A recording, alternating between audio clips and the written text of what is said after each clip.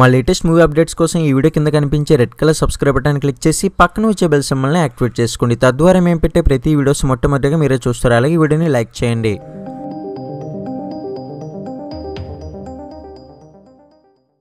ఒకప్పుడు హీరోలకు అభిమానుల అభిప్రాయం తెలుసుకోవాలి అంటే ఒకటి వాళ్ళను వ్యక్తిగతంగా కలుసుకోవాలి, లేదా పత్రికల ద్వారానో లేదా టీవీ రూపంలో మాట్లాడేది చూడాలి. ఇప్పుడంత కష్టం లేదు. సోషల్ మీడియా పుణ్యమా అని ఒకేసారి లక్షలాది ఫ్యాన్స్ ఆకాంక్షలు ఫీడ్బ్యాకుల్లో ఇట్టే క్షణాల్లో తెలిసిపోతున్నాయి. సుకుమార్తో ప్రాజెక్ట్ క్యాన్సిల్ అయిందన్న మెసేజ్ స్వయంగా మహేష్ ట్వీట్ చేశాక దానికి భారీ స్పందన దక్కింది. కొందరు ఇలా జరగకుండా ఉండాల్సింది అని అంటే, మరికొందరు అధిక శాతంగా పోతే పోయింది, ఎవరితో చేసినా బ్లాక్ బస్టర్ తగ్గకుండా చూసుకో అన్నా అంటూ మహేష్కు సలహాలు ఇచ్చేశారు.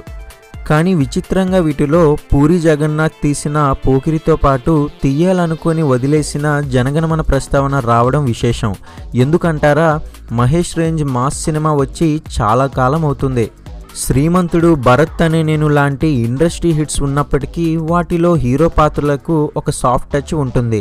అదేమీ లేకుండా నుదుటికి కర్చీఫ్ కట్టుకొని ఓవర్మాస్ లుక్లో కనిపించింది చివరిసారిగా పోకిరిలోనే.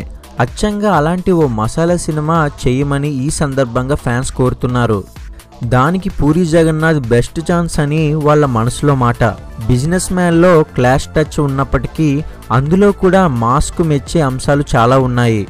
జనగణమనతో హ్యాట్రిక్ వస్తుంది అనుకుంటే అది ఆలోచన దశలోనే ఆగిపోయింది. ఇప్పుడేదో అభిమానులు అంటున్నారని కాదు, కానీ పూరి ట్రాక్ రికార్డుకి ఓ 2 బ్లాక్ బస్టర్లు పడితే కానీ మహేష్ రేంజ్ హీరోల నుంచి పిలుపురాదు. ఈ వీడియో మీకు నచ్చినట్లయితే లైక్ చేయండి. పూరి జగన్నాథ్ అలానే మహేష్ బాబు కాంబినేషన్ మీద మీ అభిప్రాయం ఏంటో కింద కామెంట్ సెక్షన్లో తెలియజేయండి. ఇటువంటి మరిన్ని మూవీ అప్డేట్స్ కోసం మన ఛానల్ ఇప్పుడే కింద కనిపించే red colour subscribe button click చేసి పక్కన వచ్చే బెల్ సింబల్ని కూడా యాక్టివేట్ చేసుకోవడం మాత్రం మర్చిపోకండి.